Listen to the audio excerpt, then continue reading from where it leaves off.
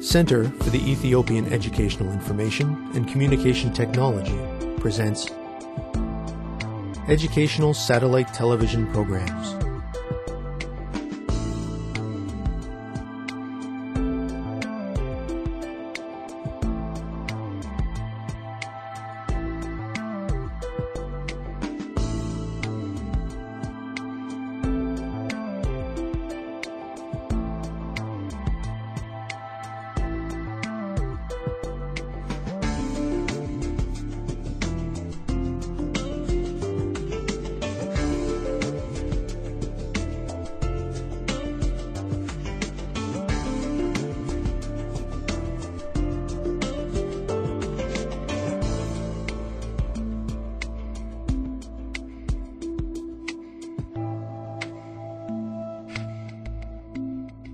Hello, teacher. Hello, students. Welcome to the beginning of a new unit about the United Nations. We will be beginning with a listening lesson. We will discuss what we know about the UN, listen to a lecture about its history and structure, and then take part in an information exchange. We are going to learn a lot in this section, and I hope that we will have fun doing it. Please begin by opening your student books to page 104. As you can see, we already have incomplete notes about the UN. Take a few minutes to read through them. If you feel like you can fill in the blanks, please go ahead and do so. But be sure to leave room in case the correct answer is different from yours. Students, let's get ready. Begin.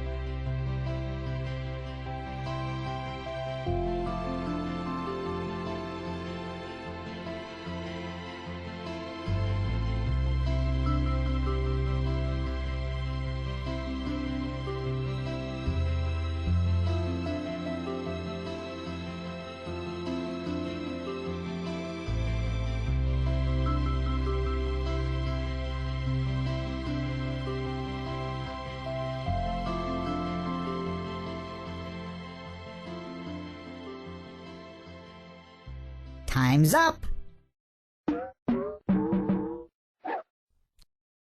Let's get back to our lesson. Have you finished reviewing the lecture notes? Great! Now I am going to read you a speech about the United Nations. There is going to be a lot of information, so be sure to fill in the blanks in the notes in your student books. Are you ready? Here we go. I would like to talk to you today about the United Nations. I'm sure you are all familiar with the blue flag of the UN and the names of some of its agencies which operate here in Ethiopia. Today, I'm going to tell you a little bit about why it was set up, its structure, and the nature of its work. Let's start with why it was established. The United Nations was founded in 1945 after the Second World War by 51 countries with 4 aims: to maintain international peace and security, to develop friendly relations among nations in order to avoid any future global conflagrations, to promote social progress, better living standards, and human rights, and to be a center for harmonizing the actions of nations. Today, nearly every nation in the world belongs to the UN. Membership totals 192 countries. So how is the United Nations structured? Well, the United Nations is not a world government, so it doesn't have a president or a parliament which makes laws. Nevertheless, due to its unique international character and the powers vested in its founding charter, the organization can take action on a wide range of issues and provide a forum or meeting place for its member states, large and small, rich and poor, with differing political views and social systems. The UN system is made up of 30 affiliated organizations, including the General Assembly, the Security Council, the Secretariat, the Economic and Social Council, and other bodies and committees, as well as the specialized agencies, funds, and programs such as UNDP, UNICEF, WHO, etc. The work of the UN is central to global efforts to solve problems that challenge humanity, and it reaches every corner of the globe. Although best known for peacekeeping and humanitarian assistance, there are many other ways the United Nations and its system affect our lives and make the world a better place. Examples of its areas of activity are sustainable development, refugee protection, disaster relief, disarmament, promoting health, expanding food production, and human rights. The aim of this work is to coordinate efforts for a safer world for this and future generations. So, to sum up, the UN exists as a free association of member states to help make our world a safe and decent place for everyone to live in. Its effectiveness depends on the cooperation of its member states and ultimately that of the individuals within those states. That was a long speech. Did you manage to fill in all the blanks? Students, please select a classmate to work with. Compare your completed notes with those of your partner. Help each other to fill in any blanks that you missed. If you find that you have different responses, please ask teacher for help. You can start now. Students, let's get ready. Begin.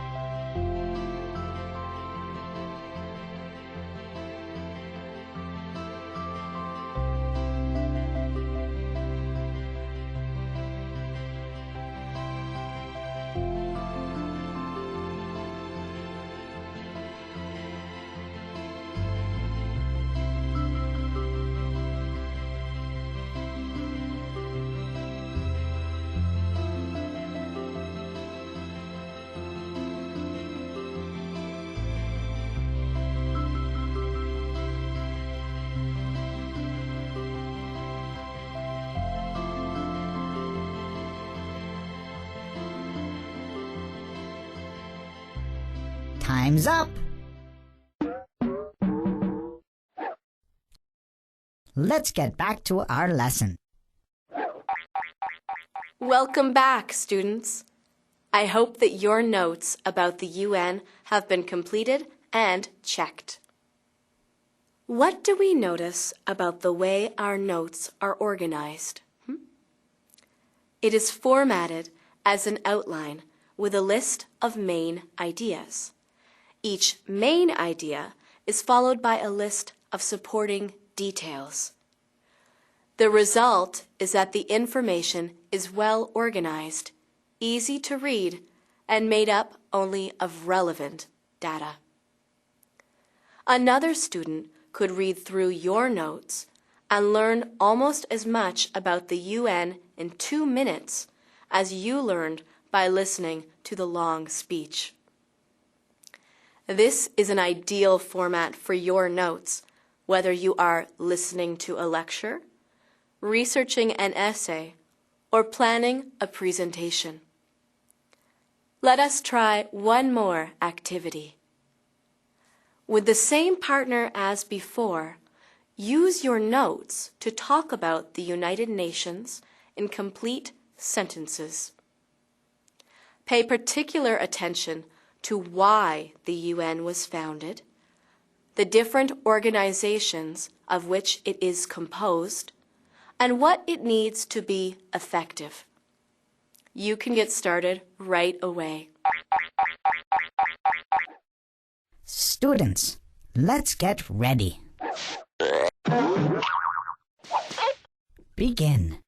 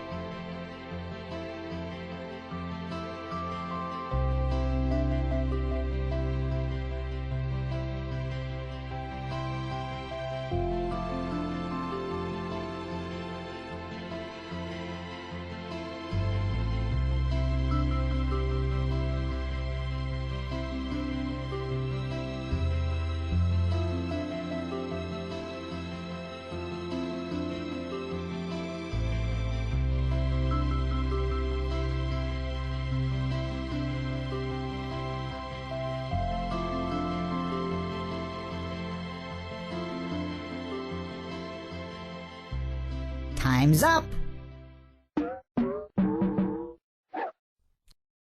Let's get back to our lesson.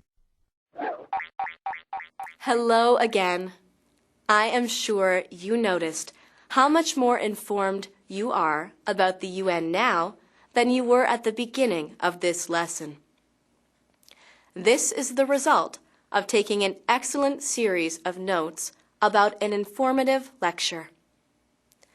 I hope that you will try to use this form of note-taking when you are listening to lectures in the future. When the lesson has concluded, teacher will read the listening text for you a second time.